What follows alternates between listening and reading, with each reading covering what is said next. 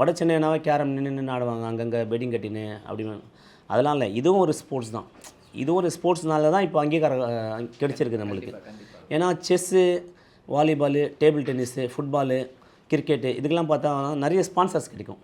அதெல்லாம் பெரிய பெரிய, அதாவது அவங்களோட எக்யூப்மெண்ட்ஸ்லாம் பெருசாக இருக்கும், ஸ்டேடியமும் பெருசாக இருக்கும்.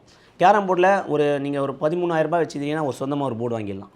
அது மாதிரி இருக்கும்போது இதை வந்து ரொம்ப ஸ்லம் கேமாக தான் நினைக்கிறாங்க. இதையே வந்து நம்ம தமிழ்நாடு அரசாங்கம் யாராக இருந்தாலும் சரி, இதை வந்து நம்ம ஸ்பான்சர் பண்ணணும். இந்த கேமுக்கும் இருக்கிற பிளேயர்ஸ் எல்லாம் இப்போ இந்தியன் ஆயில் மட்டும் ஸ்பான்சர் பண்ணுறாங்களே, அது மாதிரி வேறு கிளப்ஸு, வேறு ஆஃபீஸு, ஃபஸ்ட்டு வந்து இந்தியன் பேங்க்லாம் ஸ்பான்சர் பண்ணுவாங்க.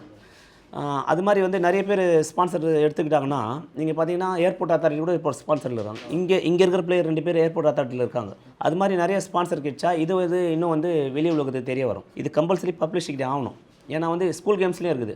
ஸ்கூல் கேம்ஸ்லேயே எஸ்டிடியில், HFL, இப்போ சிஎம் ட்ராஃபி நடத்துனாங்க. சிஎம் ட்ராஃபிலையும் இருக்குது. சிஎம் ட்ராஃபியில் வந்து நம்ம இந்த கோச்சிங் சென்டரில் சேர்ந்தவன் அப்துல்லான்ற பையன் வந்து ஸ்டேட் வின்னர். அதே மாதிரி காலேஜ் கேம்ஸில், அதே சிஎம் ட்ராஃபியில் காலேஜ் கேம்ஸில் இருக்கிற ரன்னர் 2 பசங்க, முஷ்ரஃபு, அப்துல் ரஹீம்ன்ட்டு இங்கே இருக்கிற பசங்க தான்.